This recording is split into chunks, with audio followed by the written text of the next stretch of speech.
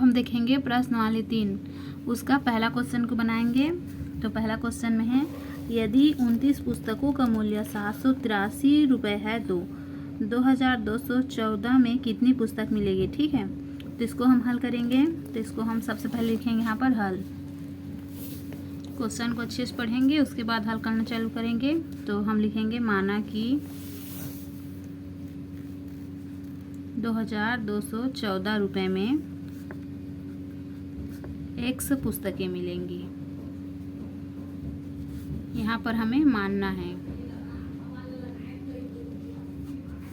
ठीक है, अब इसको हम अनुपात और समानुपात के रूप में लिख लेंगे। तो क्वेश्चन में दिया है 20 पुस्तकों का मूल्य, तो 20 पुस्तक को हम 20 लिखेंगे और यहाँ पर अनुपात का चिन्ह लगाएंगे। तो 20 पुस्तकों का मूल्य कितना दिया है क्वेश्चन में, 783 रुपये। ठीक है, उसके बाद हम यहाँ पर लगाएंगे समानुपात। अनुपात में 2 बिंदु रहता है और समानुपात में 4 बिंदु। ठीक है, तो समानुपात में हम क्या माने हैं, x पुस्तकों का मूल्य 2214 रुपये। तो यहाँ पर हो जाएगा x अनुपात 2214 रुपये। ठीक है, इसके बाद इसको हम आगे हल करेंगे।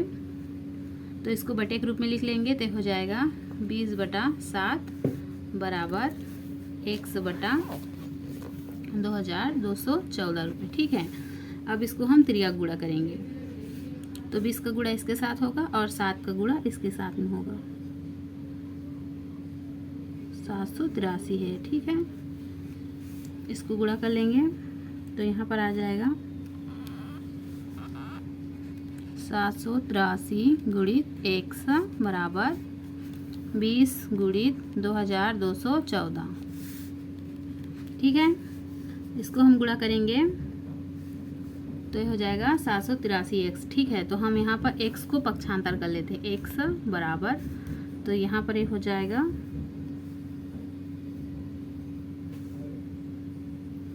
क्वेश्चन में 29 है, मैं 20 लिख दी हूँ, 29 है। 29 गुणित 2214 जितना दिया है क्वेश्चन में ऐसे लिखना है, बटा करेंगे। यहाँ पर ध्यान से देखिए, 783 x के साथ में क्या है, गुणा है। तो हमने x को पक्षांतर किया है, तो इसके साथ में गुणा था, तो इधर आकर क्या हो जाएगा, भाग हो जाएगा, इसीलिए यहाँ पर बटा आ गया है और यहाँ पर हो जाएगा 783। ठीक है, इसको हम हल करेंगे, भाग देंगे तो यहाँ पर 82 आंसर आएगा और ये हमारा आंसर है। ठीक है, आगे क्वेश्चन भी ऐसा है, दूसरा, तीसरा, चौथा, पाँचवा, छठवां तक सेम ऐसा ही बनेगा। हम अगले क्वेश्चन को बनाएंगे जो डिफरेंट है। प्रश्न नंबर 5 को बनाएंगे। यहाँ पर इसको सिद्ध करने के लिए बताया गया है। ठीक है, सिद्ध करना है प्रश्न नंबर 5 में। प्रश्न नंबर 5 में है, यदि a और c मध्यानुपाती है। ठीक है, इसमें हमें मध्यानुपाती सिद्ध करना है। मध्यानुपाती b हो तो यहाँ पर a और c के मध्यानुपाती b दिया गया है, तो हमें सिद्ध करना है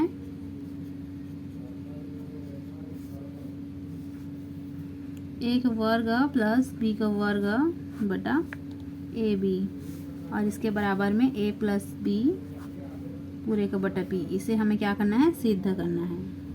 ठीक है, तो इसको हम हल करेंगे। सबसे पहले हल लिखेंगे यहाँ पर, उसके बाद यहाँ पर हम लिखेंगे a और c का मध्यानुपाती b है तो। ठीक है, मध्य में हो तो इसको हम बटे के रूप में कैसे लिख सकते हैं, सबसे पहले इसको अनुपात और समानुपात के रूप में लिख लेते हैं। a अनुपात b और ये समानुपात है और ये मध्य अनुपात है, तो यहाँ पर क्या हो जाएगा, b अनुपात c। ठीक है, ऐसे लिखना है इसको। इसके बाद इसको आगे हल करेंगे और बटा में लिखेंगे तो हो जाएगा a बटा b बराबर b बटा c। ठीक है, अब इसको हम गुणा करेंगे तो हो जाएगा b का वर्ग बराबर a और c। ठीक है, अब हम यहाँ पर लिखेंगे लेफ्ट हैंड साइड। तो हमारा लेफ्ट हैंड साइड क्या है, ये वाला हमारा लेफ्ट हैंड साइड है, a का वर्ग प्लस b का वर्ग पूरे का बटा ab। तो हम यहाँ पर लिखेंगे लेफ्ट हैंड साइड से a का वर्ग प्लस b का वर्ग पूरे का बटा ab। ठीक है, हम इसको समीकरण 1 मान लेते हैं। अब यहाँ पर हम लिखेंगे समीकरण 1 से b के वर्ग का मान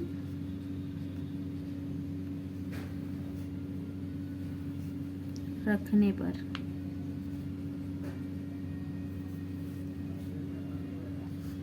ठीक है। तो यहाँ पर समीकरण 1 से हमें b का वर्ग का मान रखना है, ठीक है, लेफ्ट हैंड साइड में। तो यहाँ पर हम रख लेंगे मान a का वर्ग प्लस हमारा b का वर्ग का मान क्या है, ac है, तो यहाँ पर लिखेंगे ac पूरे का बटा ab, ठीक है। इसको हम आगे हल करेंगे तो यहाँ पर अब आ जाएगा a का वर्ग प्लस ac और पूरे का बटा ab। अब इसमें से a इसमें भी है और a इसमें भी है, तो a को हम यहाँ पर कॉमा निकाल देते हैं। तो यहाँ पर आ जाएगा a कॉमा निकल जाएगा, तो यहाँ पर बचेगा a प्लस c और यहाँ पर है ab, ठीक है। तो यहाँ पर a और a कट जाएगा, तो यहाँ पर बच जाएगा हमारा a प्लस c पूरे का बटा b, ठीक है। तो ये हमारा क्या हो गया, राइट हैंड साइड। तो हमारा राइट हैंड साइड हमें यही सिद्ध करना था, सिद्ध हो गया, ठीक है। इसके बाद में छठवां क्वेश्चन सेम ऐसा ही है, सातवां भी सेम ऐसा ही बनेगा। हम 8वां क्वेश्चन को बनाएंगे, प्रश्न नंबर 8 को।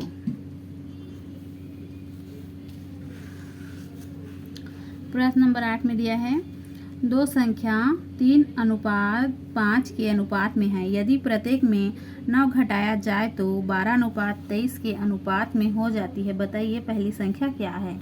यहाँ पर हमें पहली संख्या ज्ञात करनी है, ठीक है। इसको हम हल करेंगे। सबसे पहले यहाँ पर लिख लेंगे हम हल, दो संख्याओं का अनुपात, क्वेश्चन में क्या दिया है, दो संख्या का अनुपात दिया है 3:5 है। तो इसको हम x के साथ में लिख सकते हैं, तो क्या हो जाएगा 3x/5x होगा, ठीक है। उसके बाद क्वेश्चन में कहा जा रहा है आगे, यदि प्रत्येक में 9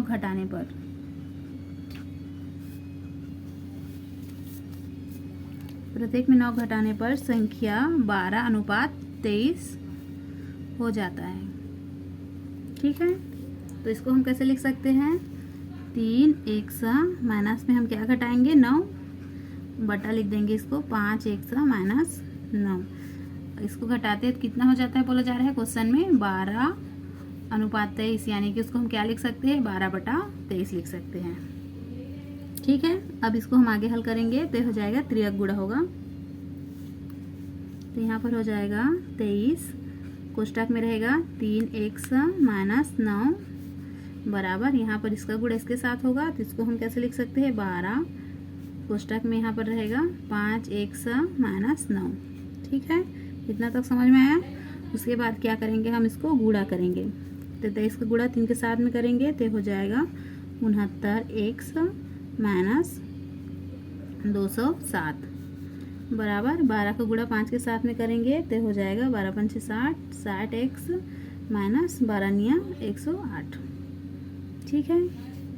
अब इसको हम पक्षांतर कर लेंगे, जो x वाला है उसको एक साइड में करेंगे और संख्याओं को एक साइड में करेंगे।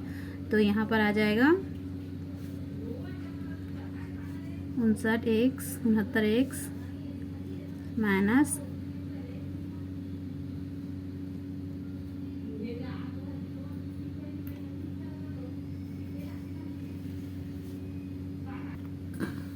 69x माइनस 60x बराबर यहाँ पर हो जाएगा 207, क्योंकि ये माइनस है, इस साइड में क्या हुआ माइनस है प्लस हो गया है, ठीक है। और यहाँ पर माइनस इसी साइड का है तो ऐसे ही रहेगा 108। फिर इसको आगे हम हल करेंगे तो यहाँ पर हमारा बच गया है 9x बराबर, यहाँ पर बचेगा हमारा 99। यहाँ पर हम x को पक्षांतर कर देंगे तो x बराबर यहाँ पर आ जाएगा 99, x इसके साथ में गुणा है तो इधर 9 भाग हो जाएगा, ठीक है। तो हमारा x का मान कितना आया यहाँ पर 11। ठीक है। अब पहली संख्या क्वेश्चन में दिया गया है, पहली संख्या हमारा पहली संख्या क्या था, 3x था, 3x। तो हमें x की जगह हमें 11 लिखना है, ठीक है। x का मान को लिखना है, तो यहाँ पर हो जाएगा 3 गुणित 11। तो हमारा पहली संख्या क्या आ गया, 33, ठीक है।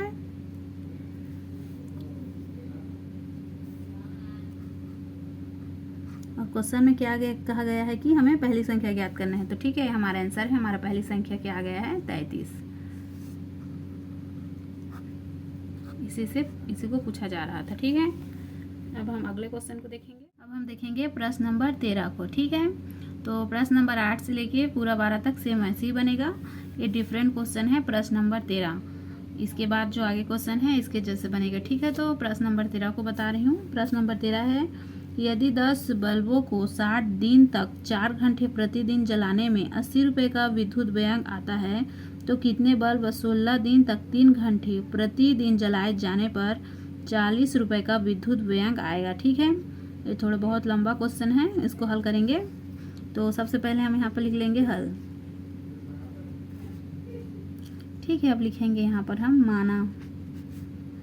माना कि 40 रुपये कुल व्यय पर 16 दिन तक, ये पहले कंडीशन है, 16 दिन तक 3 घंटे के प्रतिदिन के हिसाब से, मतलब हर दिन 3 घंटे बल्ब जलेगा, ठीक है। 100 बल्ब जलाए, ठीक है। कितने बल्ब जलाया जाते हैं उसको संख्या हमें ज्ञात करना है यहाँ पर, तो हम लिख सकते हैं 100 बल्ब जलाए, ठीक है, जा सकते हैं। ये हमारा पहला कंडीशन है ना। तो क्वेश्चन में क्या दिया है, दिया है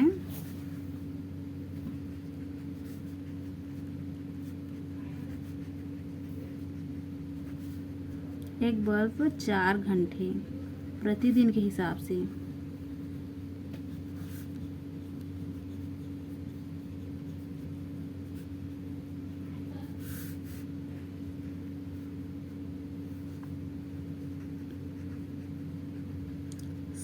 प्रतिदिन जलता है।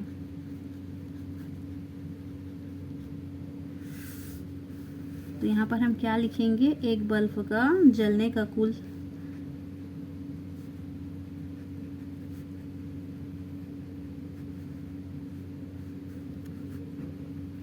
समय, कुल वो कितने टाइम तक जलता है उसको यहाँ पर ज्ञात करेंगे। तो ये हो जाएगा 4 घंटे प्रतिदिन, मतलब एक दिन में 4 घंटा जलता है तो 60 दिन में, तो यहाँ पर गुणा हो जाएगा 4 गुणित 60 का, तो ये हो जाएगा 224 घंटा। तो क्वेश्चन कहा गया है कि 10 बल्ब के जलने पर, ठीक है। तो यहाँ पर लिख लेंगे हम 10 बल्ब जलने पर कुल समय, तो क्या हो जाएगा वो 240 गुणित 10, ठीक है। तो यहाँ पर हमारा आ जाएगा, इसको ऐसे करके अभी छोड़ दिए रहते हैं, बाद में इसको हल करेंगे, ठीक है। अब क्वेश्चन में कहा गया है दूसरी स्थिति।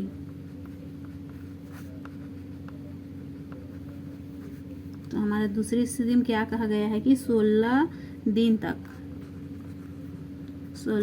तक 3 घंटे, ठीक है।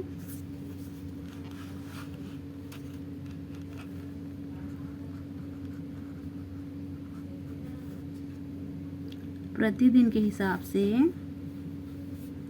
100 बल्ब जलने पर, इसको हम माने थे 100 बल्ब जलने पर कुल समय, तो ये क्या हो जाएगा 100 गुणित 16 गुणित 3, तो हो जाएगा 48, 16 3 48 और 1 गुणा करेंगे तो x घंटे।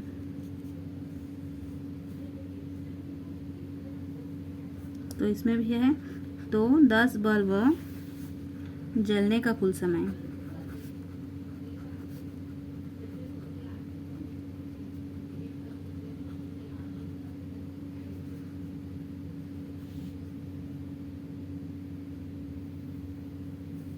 ठीक है, सब क्या है, समानुपात में है। ठीक है,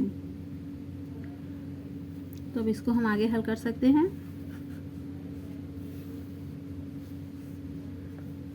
दस बराबर करेंगे तो हो जाएगा 240 गुणी 10 अनुपात 80 समानुपात 48 100 अनुपात 40।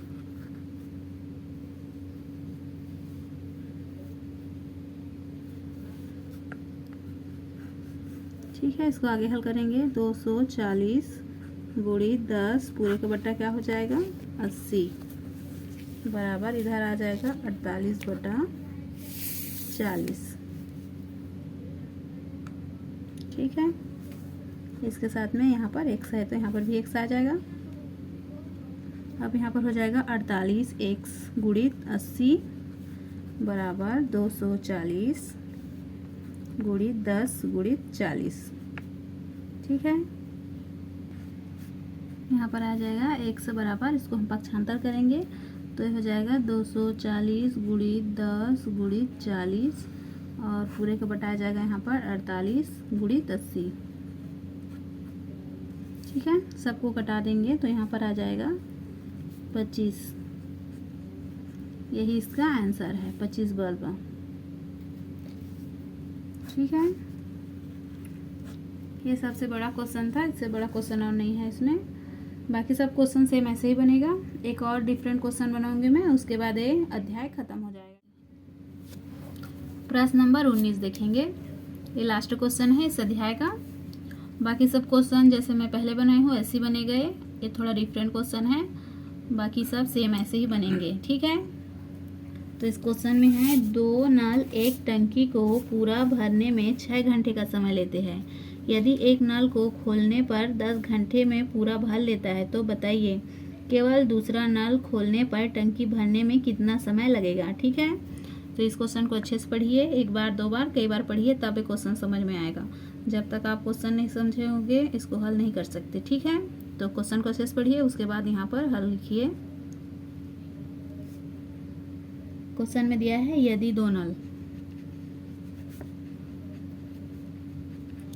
दो नल हम उसको मान लेते हैं ए व बी। ठीक है, इनके द्वारा टंकी भरने में 6 घंटा लग रहा है।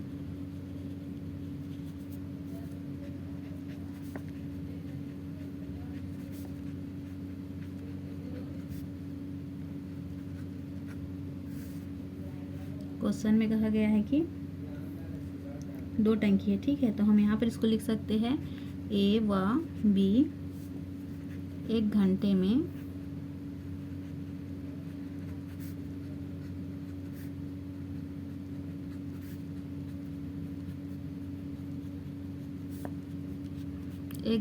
कितना भरा गया है बोला जा रहा है क्वेश्चन में। एक मतलब दोनों मिलकर ये 6 घंटे में भरते हैं तो क्या हो जाएगा, ए और बी मिलकर इसको 1/6 लिखाएगा यहाँ पर। ठीक है, अब हम आगे देखेंगे नल ए को खोलने पर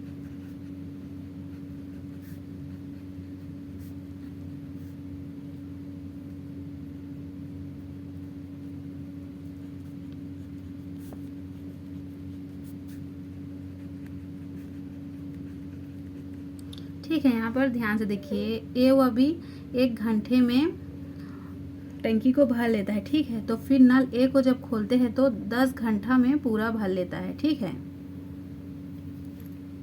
तो यहाँ पर ए कैसा लिखाएगा 1/10, जैसे पहले को हम 1/6 लिखे वैसे ये 1/10 हो जाएगा। ठीक है, उसके बाद लिखेंगे नल ए है, उसके बाद यहाँ पर हम लिखेंगे नल बी। क्वेश्चन के अनुसार है ये नल बी द्वारा 1 घंटे में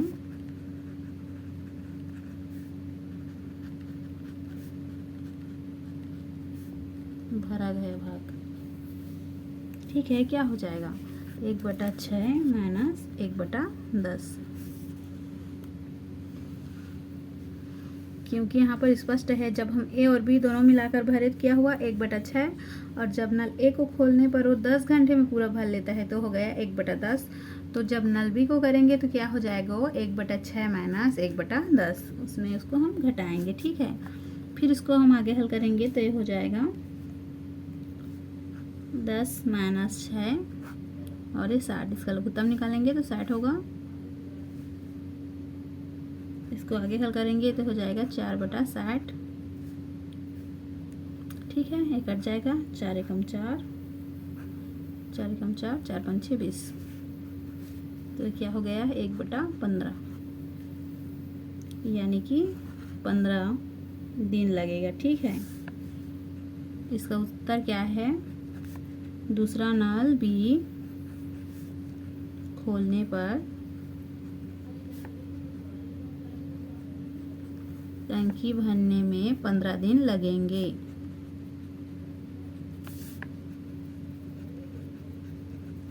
ठीक है, सारे क्वेश्चनों को प्रैक्टिस कीजिएगा और जो क्वेश्चन नहीं बनता है तो आप लोग उसको कमेंट कीजिएगा, मैं उसको बनाकर फिर से वीडियो को अपलोड करूँगी। ठीक है।